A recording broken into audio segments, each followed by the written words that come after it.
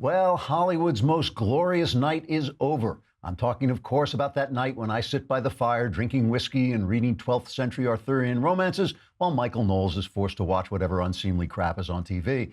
Last night, of course, was extra special because while I was studying a medieval legend in which the knightly dedication to the protection of femininity conferred tremendous power on queens, wives, and maidens, Knowles was stuck watching a bunch of molesters pretend to celebrate the women who kept silent when they were molested so they could get to the Oscars and be celebrated by the men who molested them and are now pretending to celebrate them. What an evening it was. Who could forget Jimmy Kimmel abandoning comedy completely to make this touching speech about the plight of women in Hollywood? Any woman who wanted to could get on our trampoline and give it a bounce. We had a lot of girls show up. We had about 10 times as many guys show up, but this is how it turned out. Well, you guys excited about seeing a few girls jump on trampolines? You want to jump on our trampoline? All right. Well, who are we to stand in your way then? Step right this way. Serve us up a nice steaming plate of panty.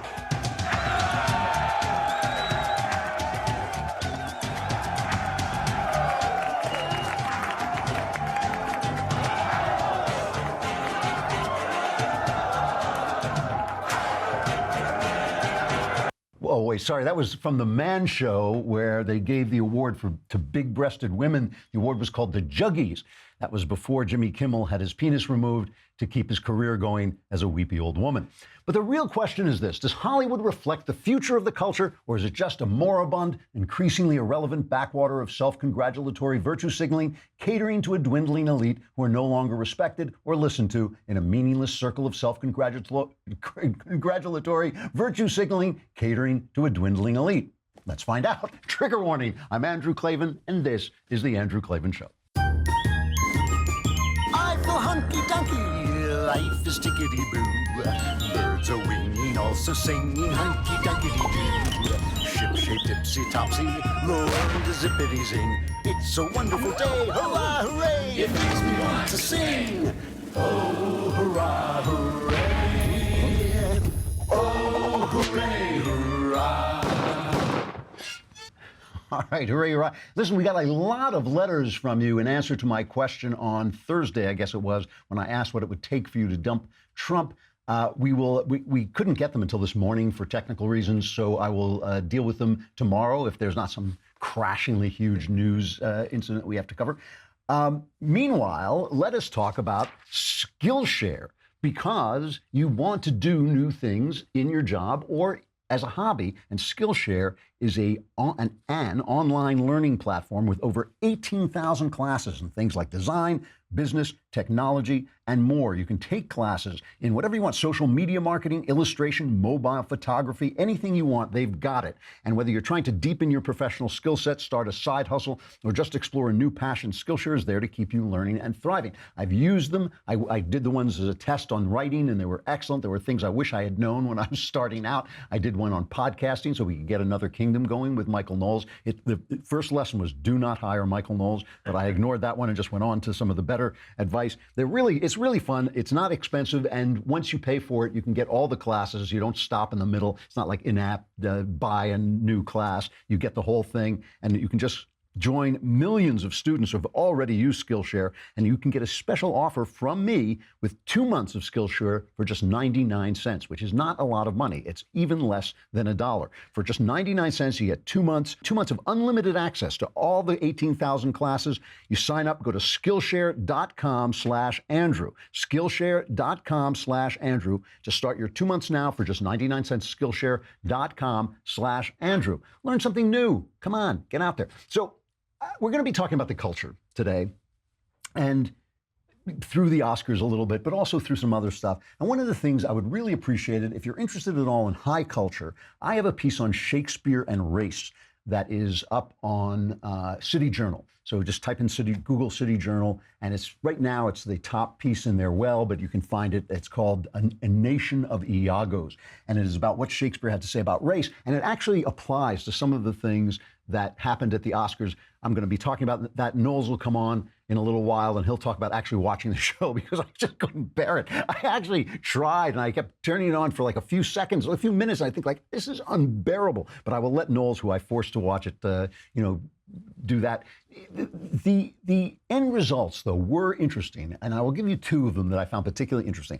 One is The Shape of Water, which I just thought The Shape of Water is the perfect expression of Hollywood today. I mean, I've talked a lot about how when an art form becomes moribund, when it starts to get old, everything that human beings create takes the shape of human life. It has its youth, it has its middle age, it has its old age. As an art form moves from its middle age into old age, it starts to divide into elite forms that are just for a small number of intellectuals who think they're wonderful, and popular forms that either don't have a lot of quality to them but appeal to the masses, or do have quality but are not recognized. Things like Sherlock Holmes and Tarzan, things that are actually really wonderful, but critics would sniff at them at the time, and then only later do you realize how much quality they had.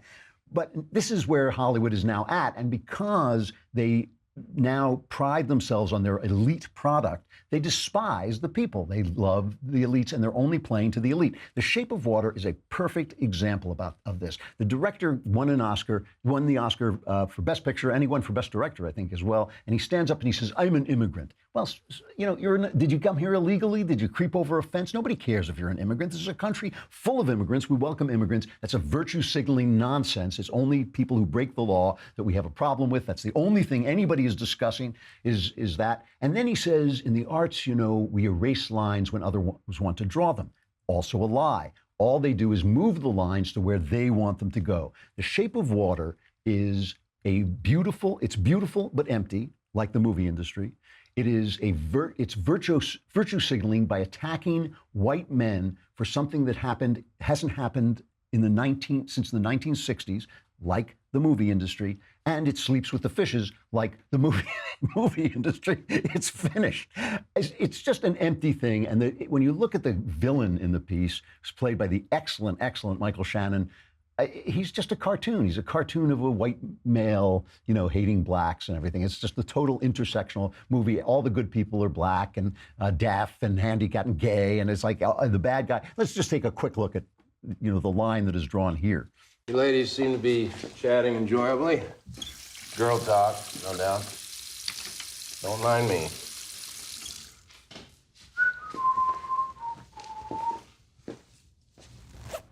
And then he goes to the bathroom right in front of them and talks, he just demeans them constantly. And, it's like all they want to do is they want the lines to be drawn where they want them to be, not where the people want them to be. But the more important picture, I think, that won Best Screenplay was Get Out. And Get Out is a Twilight Zone episode. It's not a big movie. It's not an Oscar-worthy movie. It could have been done in half an hour. But it is an interesting statement about one of the most important subjects in all the West, but certainly in America, which is assimilation. This is kind of one of the things that my Shakespeare piece at City Journal, A Nation of Iagos, is about. I talk about how Othello, the Moor, is basically probably was a Muslim who converted to Christianity, is now fighting Muslims. And when he kills himself at the end of the tragedy, he says, he remembers how he killed a Muslim. And he says, and I smote him thus, and he stabs himself. In other words, stabbing the evil, dark-skinned Muslim within himself because he has not managed to successfully assimilate. This is the thing that Get Out is about. And here's what I want to point out. This is one of the great subjects of American literature and American movie making, assimilation. It has been with us for a long, long time. There is something shocking and violent about becoming an American and leaving behind or making some kind of accommodation with your original culture, whether it's Irish, whether it's Italian, whether it's Jewish, whether it's black, whatever it is, there is something violently dissociative about becoming an American. We think it's a good thing. We all think it's a positive thing, this assimilation. And that's why let's look at what I consider to be the last actually great American movie, which is The Godfather. Let's look at this famous scene. Remember, Michael is the son in The Godfather who wants to get out. He wants to become an American. He marries the blonde Diane Keaton. He's going to be, he's not going to enter the family business, which is crime, but he gets sucked in. Just as they try to get out, they suck you back in. And at the end, Marlon Brando, the Godfather, has this very touching exchange with him. I never wanted this for you. I worked my whole life. I don't apologize to take care of my family. And I refused to be a fool. Dancing on the string held by all those big shots. I don't apologize, that's my life, but I thought that... But when it was your time, that you would be the one to hold the strings. Senator Corleone, Governor Corleone, something. Another pattern of Anta. Well, this wasn't enough time, Michael. Wasn't enough time. We'll get there, Pop. We'll get there. It's a classic scene, and the scene is that Michael wanted to be an American, but that leap into assimilation failed. Just like in Othello, it failed. He didn't make it. He goes back into the old culture, the criminal Sicilian culture from which his father was basically trying to escape. The idea was, yes, we'll be criminals, but then we'll gain wealth, then you'll gain position, then you'll leave behind this criminal life and you'll become a senator, a governor, you'll be, something like that. And he says, we'll get there, Pop, we'll get there. But the point is, the good thing, the difficult but good thing is the assimilation. In Get Out, it's exactly the opposite. The story of Get Out is a black guy who is basically assimilated as an American. He's about to marry a very beautiful white girl, and yet he finds out that this assimilation comes at a terrible cost, the cost of his inner self, which is his black identity. Here's the scene where one of the people who has assimilated, in effect, in the horror world, in the horror language of the film, tells him that he's now been erased, essentially, and warns him to get out. I've just had no interest. The chores have become my sanctuary.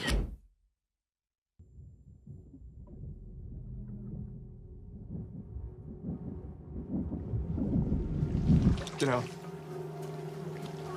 Sorry, man. Okay. Get out! Yo! Yeah! Yo, chill, man. Get out! Chill! Chill, man! Chill! Get out of here!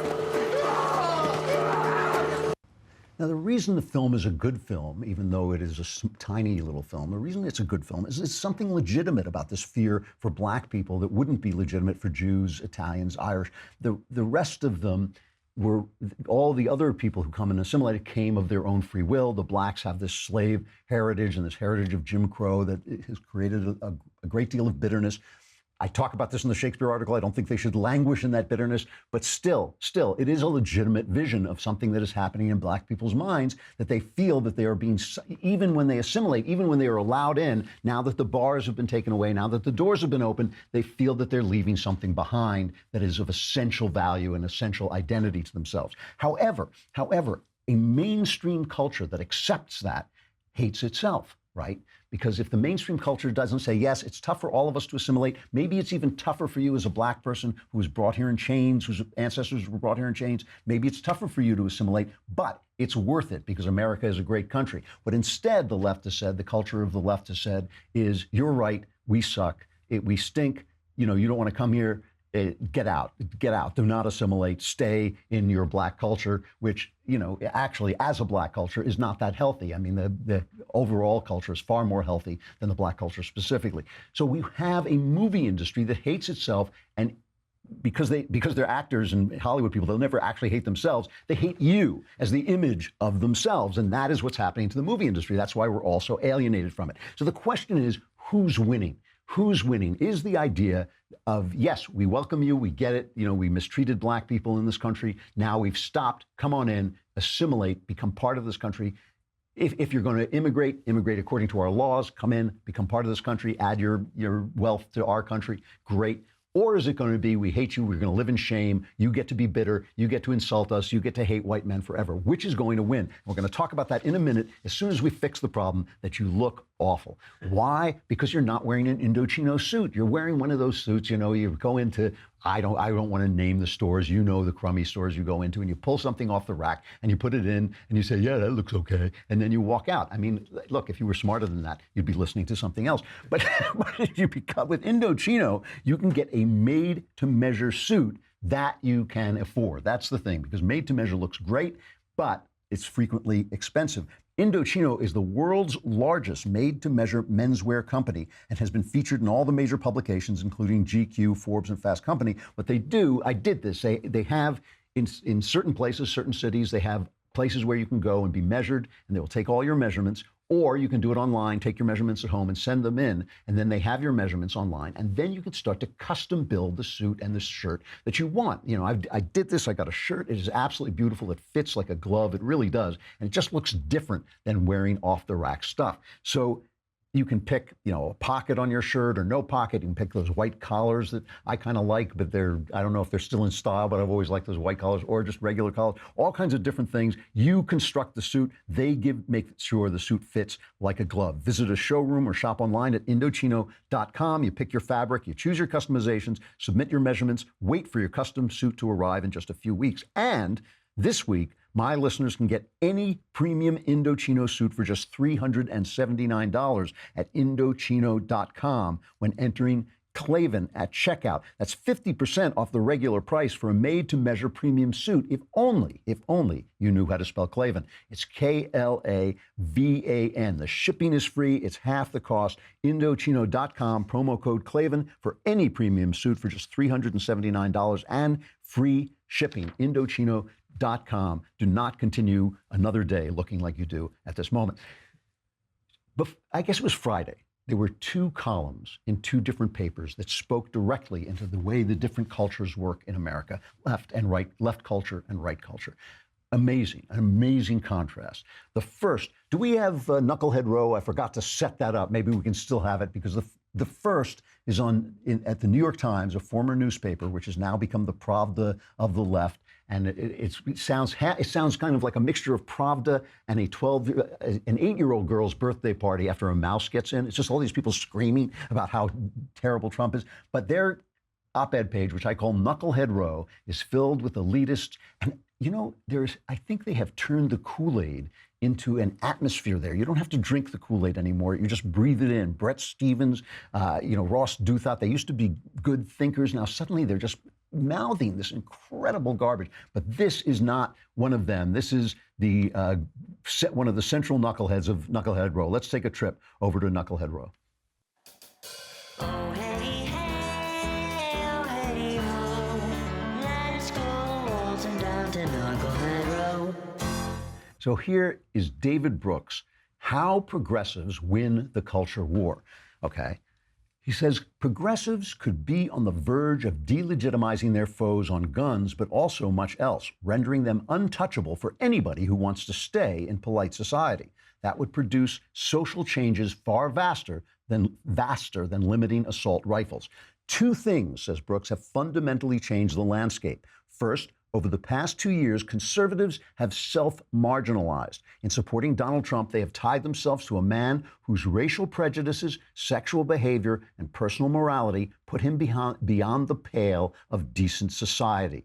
While becoming the movement of Dinesh D'Souza, Sean Hannity, and Franklin Graham, they have essentially expelled the leaders and thinkers who have purchase in mainstream culture. Second, progressives are getting better and more aggressive at silencing dissenting behavior.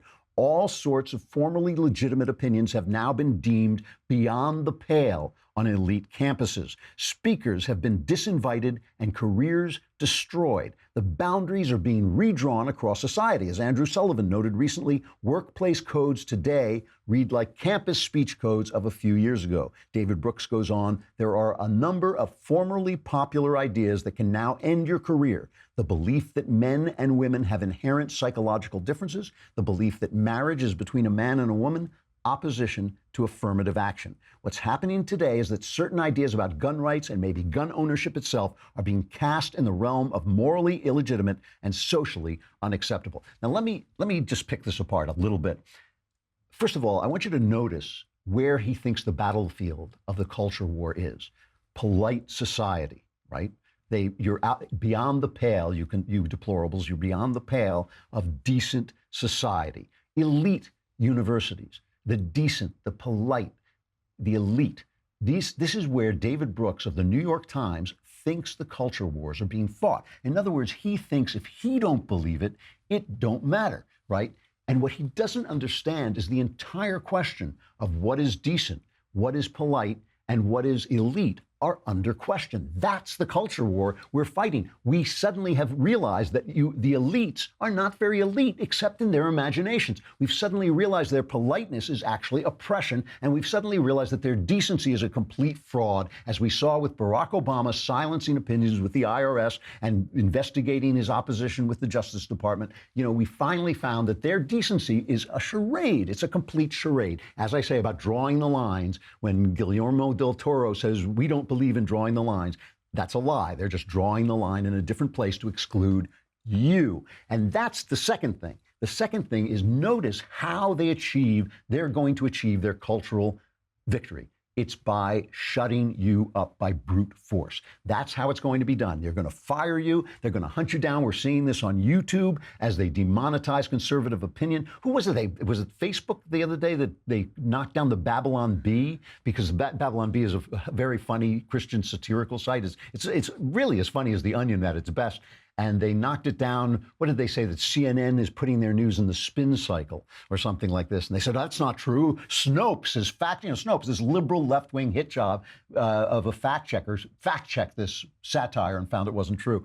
It's nuts, but they have to shut you up because they can't win an argument. That's the whole point. Now, so that is how they're going to win. He thinks they're going to win by shutting you up, shutting you down, taking your career away if you say, for instance, that women and men have inherent psychological differences, which is true. So if you speak the truth, they're going to end your career, and that's how they're going to win the culture war, according to David Brooks, okay, in their elite universities and their polite society and their decent society. Now, here across the aisle at the Wall Street Journal, or as we call it, the grown-up stable, on the same day, there is an op-ed called "A Hillary Staffer Goes to CPAC" by Anafi Wahed. She starts this out by describing her liberal friends talking to her as she heads off to CPAC, where the base of the conservative base is. And she says, what are they saying to her? Be safe. Keep calling us. If you get murdered, don't get murdered. And she's going off to CPAC, where, of course, we murder liberals. This is what they do. They eat them, too, I think. She says, to be sure, I'm a tiny, talkative South Asian woman who spent 4 months on Hillary Clinton's 2016 campaign staff. I wasn't exactly in my element, surrounded by people in Make America Great Again hats, chanting, lock her up, lock her up. But there was more to CPAC than that. In 4 days, I spoke with more than 100 conservatives, most of whom greeted me with open arms and thanked me for being there and having an open mind.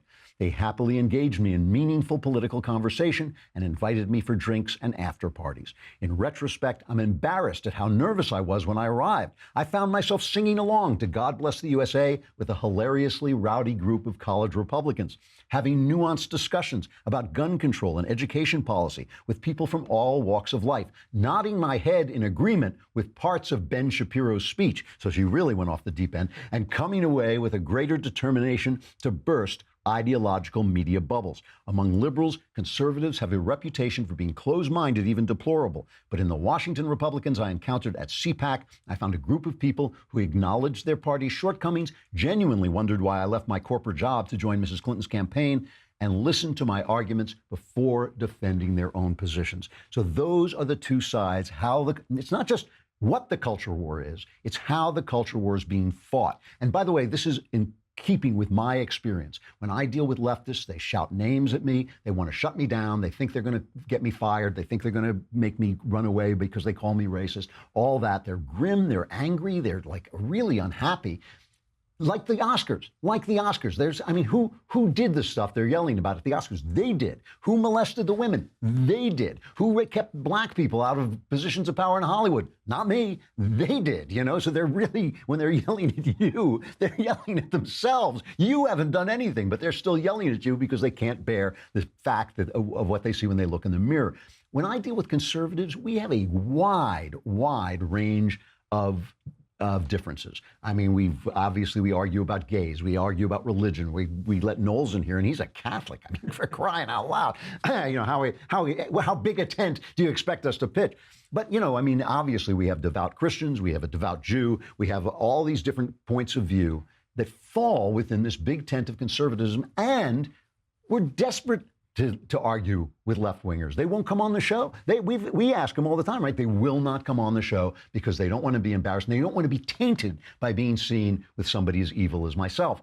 Which, okay, my wife's like that too. But I mean, you know, in general, you know, who is shouting people down? Who is silencing people? So my question is this: which is a more stable form of advance? To force people, to shut people up, to force them not to speak, A, the truth, and B, what they think, right? Because there are two things, their opinions, which they have the right to speak, and the truth, which they also have a divine right to speak. You're going to shut them down when they say those things. You're going to fire them. You're going to end their careers. You think that that's going to win? Or freedom, arguing, laughing. A lot of laughing goes on around here when we're arguing and all this. You know, freedom, the old American way. I do not think, maybe I'm too optimistic. I do not think you can win a culture war by brute force.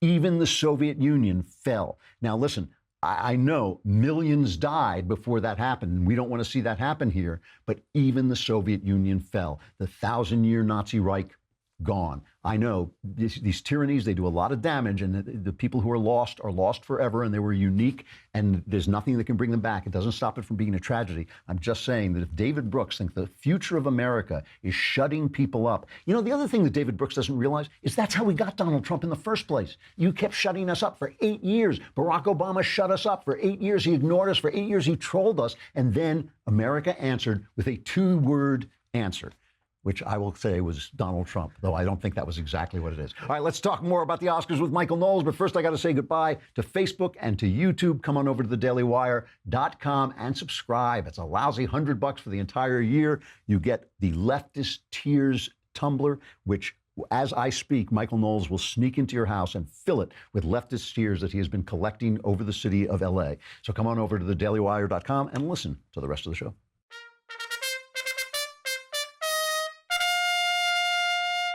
So, have you forgiven me for making you watch this this garbage? No, I haven't. No, I won't. I don't plan on doing it. And it is going to take a lot of Christian patience and reconciliation and humility to ever forgive you. This was the worst Oscars ever. It seemed intolerable. I mean, I kept, going in and turning it on just so I could feel your pain, because your pain makes me happy. So, that's right. It was a little treat for you. You get to go in there.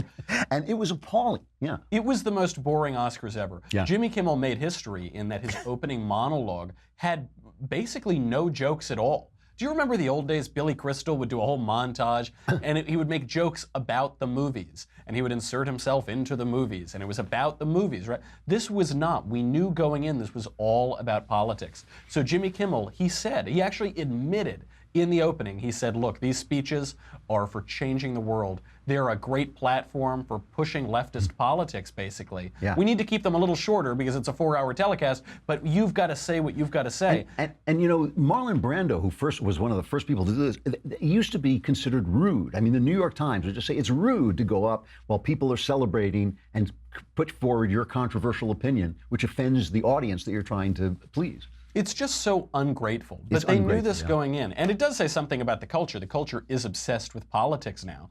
And I don't know if that's symptom or if that's cause, but everything was about politics. So even the jokes, they weren't even clever. They were just this low-hanging fruit. So Jimmy Kimmel made a joke about how Trump is a racist. Tee-hee-hee, right? We've never heard that one before. Wow, great. And he made a joke about how Mike Pence was made uncomfortable by that movie about pederasty. As though we shouldn't be uncomfortable with it. And like Mike Pence could give a rat's whether they make that movie or not. It's like, right, of course. He, like America, certainly didn't see it. He didn't see it. I have to just say one thing. I was talking about the difference between right-wing culture, which is open-minded, hilarious, we're always laughing and arguing and all this stuff, and left-wing culture, which is furious. The funny thing was that Donald Trump went to that press dinner the other night.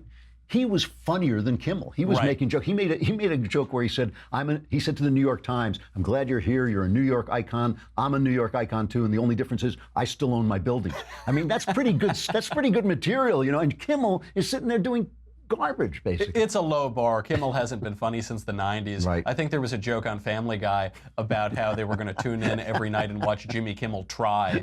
He isn't a great talent, but he's a really just debased, He made a couple of pot jokes, right? Those were the funniest jokes he made all night, were about Steven Spielberg having pot on him. And it's just that that is the highest form of humor that this guy is capable of. And it's really sad because there were a couple decent speeches. Sam Rockwell, who deserved his award in a category of great performances, he gave a nice speech. It was fun, it was modern, it wasn't some great eloquent thing, but it was just gracious, and he said thank you. Gary Oldman comes out and thanks America for giving him opportunities, Winston Churchill for his greatness, and his mother and the Academy, and he left. That now, mercifully though, because we had to reverse it. So it used to be Best Actor was the last, it came after Best Actress. Now they flipped it because Me Too, hashtag Me Too.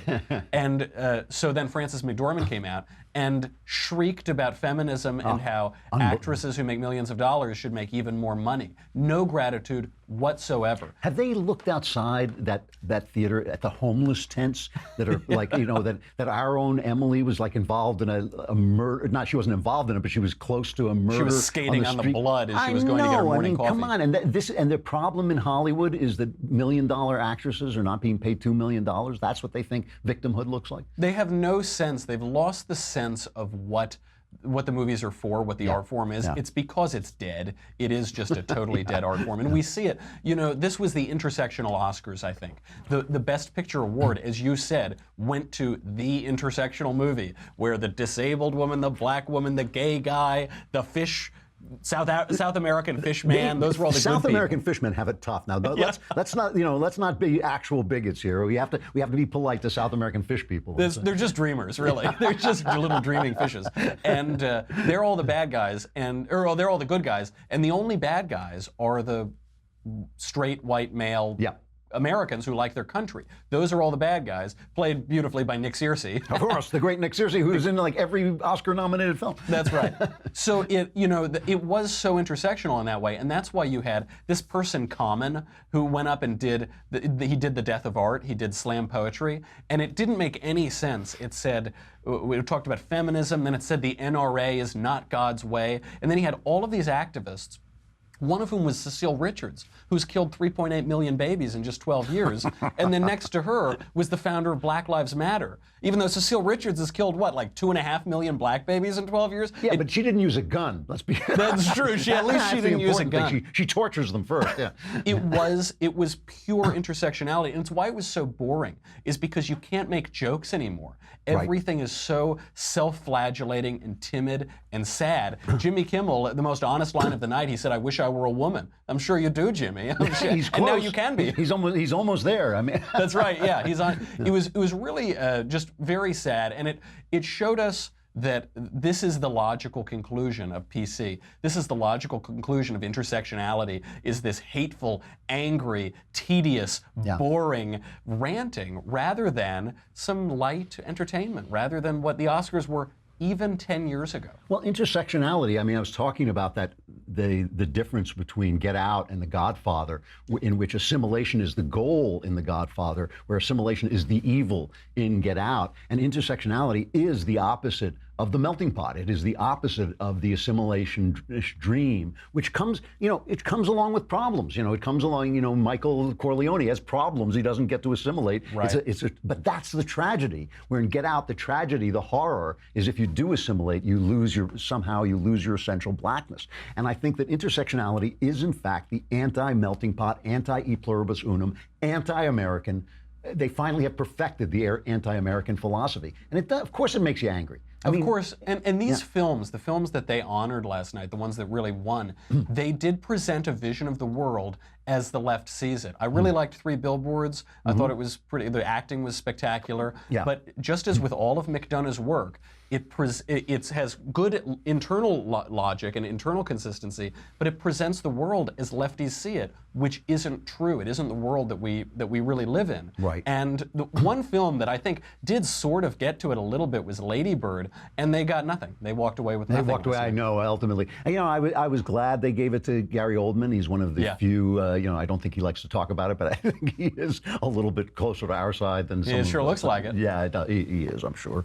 But I do think that they are completely divorced now from the public they came to serve. And again, a lot of this has to do with the Jews who built the Jewish men, Jewish white men who built Hollywood, were desperate to become part of America. You know, all they wanted was to please Americans with their product, but also they preach. You go back and look, they preach a little bit. You know, like, oh yes, we accept people. You know, after the war, certainly they started talking about, you know, the anti-Semitism in America. You know, all they wanted though was to be part of America. America was the good, whereas now they're telling us that America is the bad. And you know, the other thing about this is I really believe, and you know, actually most women that I know agree with me. I mean, most women I know are not feminists because the feminists won't talk to me.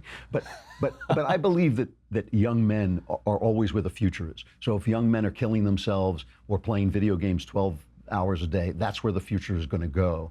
But where do you think, I mean, are young men going to sit around and be kicked in the crotch forever? Are they going to sit around and be hated for being men forever? Are they going to sit around and be hated for being white? I mean, after all, women should be welcome in Hollywood, but they didn't build Hollywood. Women should be welcome in Silicon Valley, but they didn't build Silicon Valley. And whatever is being built now that we can't see, that is in the future, is probably going to be built by a bunch of guys who are being derided by Jimmy Kimmel. That's right. That's right. It is just a sign of the death of Hollywood, that self-flagellation, and nobody's going to watch it. I got the movie card, so I now go see 700 movies a day because I like a good deal. But I think I'm the only person in America who saw Phantom Thread. Nobody saw that at all, and that divorce of the popular culture from what Hollywood is churning out just shows it is the death of it. And we're not going to watch. I think I'm the only young man in the country who watched the Oscars last night. I think that's almost without question. And you only did it under duress. And I only did it under absolute duress. But it's so sad. It's so sickly. Why do we have to watch Jimmy Kimmel say, "Oh, I wish I were a woman"? Aren't we? We're so bad, aren't we? Ouch! Yeah, hit me, mama. Yeah. I don't. There's something very perverse about that. There is something perverse. And when you think back, you know, I always talk about the fact that like art forms and civilizations and everything follow the pattern of a human life. You know, you have this youth where you do these spectacular things, and then you have the wisdom of middle age, and then you kind of decline. And you know, I think that is what we're looking at. We're looking at this art form in decline, and it's just, you know, why? You know, in 1939, which was the peak of the movie industry, the golden age of Hollywood, the films that were nominated, The Wizard of Oz, Gone with the Wind, Mr. Smith Goes to Washington, were not only classics, they were the top box office films. Even if these films are good, and some of them are good. I mean, I did like Get Out. It was a tiny little film, but I liked it. So did I, Yeah, but you know, even if they're good, like people are not seeing these movies. They're not speaking to America. They have lost their grip on America. So they think they're winning the culture war because they agree with themselves. And they're small and they're thin. I agree entirely. I really liked Get Out. It was at least original. It was at least fun and did something. And it was kind of made us some interesting points. Held together. The one point being that white liberals are the most racist people on earth, a point I've long advocated. But it was a small movie. It was Shape of Water was a thin movie. It was a shallow movie. I thought it was totally empty, You know, at least Dunkirk, for all of its flaws, it was a movie. It did present something closer to what a movie is. Sure. But what was the last big movie? What was the last major movie? It seems to me they've been shrinking ever since 1939, and really certainly since the 70s. It really is true. The last big one that mattered that I could think of is the Lord of the Rings trilogy. And I thought Logan was a really good movie, but I didn't think it was a great movie. I just thought it was a really interesting, different take on superheroes. At least it had stakes, unlike every other superhero movie. It had something. And it's funny because now I'll come in, I said, oh gosh, Lady Bird was great. Oh gosh, Logan was great. But really, they weren't great. That's right. They were compared to the other movies this year, they were great. But really, in the grand scheme of things, they were good. They were quite good, you know. Exactly. All right, well, are you going to talk about this more in your show? No, not at all. No more Oscars, man. You can't do this to me anymore. All right? No more. Today on the show, we're going to be talking about this vote in South Africa to steal all the white people's farmland. Oh, yeah, I heard about this. Nobody's covering it because it's a little touchy, it's a little racy, we can't go there. So, of course, we're going to bring Lauren Southern on. She's done a documentary about farmlands in Africa, and we're going to talk to her about what this means for the future, if South Africa is going the way of Zimbabwe, and if Nelson Mandela's dream is finally dead as the left hollows out every other good thing that we have in the world. Well, I'm glad you're moving on because the Oscars are kind of the peak of my year because to sit there watching them, knowing you're watching them, it's I hope you enjoyed that martini. I hope you seasoned it with both a nice olive and a couple of my tears. And your tears. All right, good. The Michael Knowles show coming up. Thanks a lot, Knowles. That was cruel. I probably shouldn't. All right, let's talk about our crappy culture.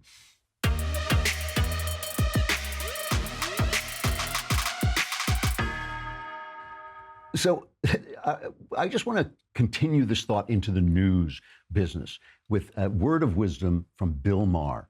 Bill Maher, I always have a kind of respect for Bill Maher, even though I hate the whole sneering of things. If the audience applauds, it's true, and if they don't applaud, it's not true. The whole thing of attitude as a moral guide, I think, is ridiculous. But the one thing I've always liked about Maher is he's not afraid to let people disagree and to bring on people who don't always agree with his opinion. He used to have Ann Coulter on. I think he still has Sam Harris on. He talks about he has a range of opinions that he will allow on, which I appreciate. The divide in our culture is being played out in the news. Donald Trump's poll numbers are going up. I think they're at 49 or 50%. They are, this is after the press has piled on him, hammered him. And he has made some mistakes himself. Some of his tweets have blown up in his face. Some of his talk about guns was ridiculous. I think this tariff thing is ridiculous, but that's for another time. But the left-wing press is peddling this hysteria. And you know who it's affecting? The left-wing press. This is the thing. This is the David Brooks thing. He thinks the culture war is being fought in his office. He thinks if the New York Times disapproves, everybody disapproves. Brian Stelter went into this hysterical rant about there's too much news. We're being overwhelmed by news. Listen to this. We wanted to take a look at what all these explosive headlines added up to and how we can all, as consumers, make sense of it. We went ahead and looked at the chyrons, that's a term for the cable news banners on the bottom of the screen, and we picked out just some of the banners that appeared on CNN this week. It's going to take more than 3 minutes to go through all these. We'll slow it down for you in a minute, but I just want you to think about how fast they're going by, how much news is piling up on the screen. I mean, we're barely to the middle of the week at this point. It's Wednesday now, and I'm exhausted, I'm overwhelmed, just taking a look at the list. Doesn't it feel like we're drowning in news? Doesn't it feel like the number of scandals, the number of allegations of corruption, the number of new developments about the Mueller probes, the number of stories about White House infighting, that it's all just too much to keep up with? And if so, what should journalists do to help? What can viewers and news consumers do to keep up? I think that's the conversation that we need to have at a moment like this, where it really does feel like the White House is in a rolling, ongoing crisis. Stelter making himself hysterical by reporting on stuff that doesn't matter. It actually doesn't really matter what's happening at the White House and whether Trump likes chaos or not. I mean, Trump, one of his lines at this press gathering was, we don't know who's going to leave next, Stephen Miller or Melania, which was pretty funny. Here's Bill Maher talking about the way the news works today. And he says, I used to think that if a journalist reports it, it's news, but not anymore. Listen to this. How about some rules for identifying actual news? For example, when an internet headline reads, "You won't believe," yes, you will, and no, it's not news. When anyone is demanding an apology, unless they have hostages, that's not news. And when the offended group are identified as the internet, Twitter, or people, it's nobody. This is not an outlier. This is a constant and prominent part of today's journalism. Creating some bullshit non-issue that a few trolls will predictably go ape over, and then reporting on those unrepresentative tweets like all of America's talking about nothing else. Justin Timberlake used a projection of Prince for his Super Bowl halftime show, and people are furious. No, nobody cared. People are really mad that Shaun White dragged the American flag after he won the gold. No, not even a little, you f***ing liars. Weight Watchers is targeting teens, and Twitter is outraged. No, it isn't. It's the same three people. And it's not hard to find three people who are mad at anything. I could say good morning, on Twitter, and 3 people would object. Good in your privileged world, Bill Maher.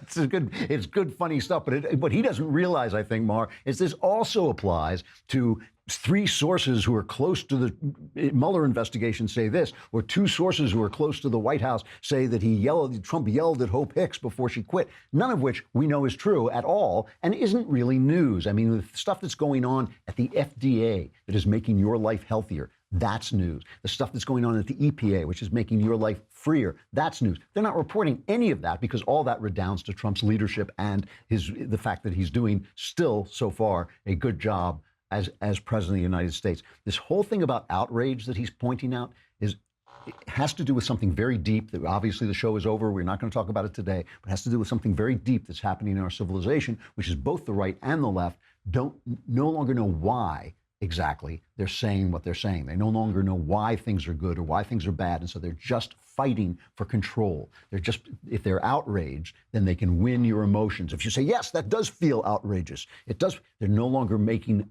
actual arguments. And when they start to know, when we start to remember and go back and realize what we're talking about, we can start making arguments, and then the only people matter will be the people on the right, because they're the only people who still know how to argue in a friendly way. All right, do we know who we have on tomorrow yet? Michael Barone or Mona Sharon. Either Michael Barone or Mona Sharon, pretty good choice. So that will be tomorrow. Come on over. Meanwhile, go over to City Journal and read A Nation of Iagos about Shakespeare. I think it's one of the best pieces I've ever written. That's why I'm plugging it so much. I'm Andrew Klavan. This is The Andrew Klavan Show. We'll see you tomorrow.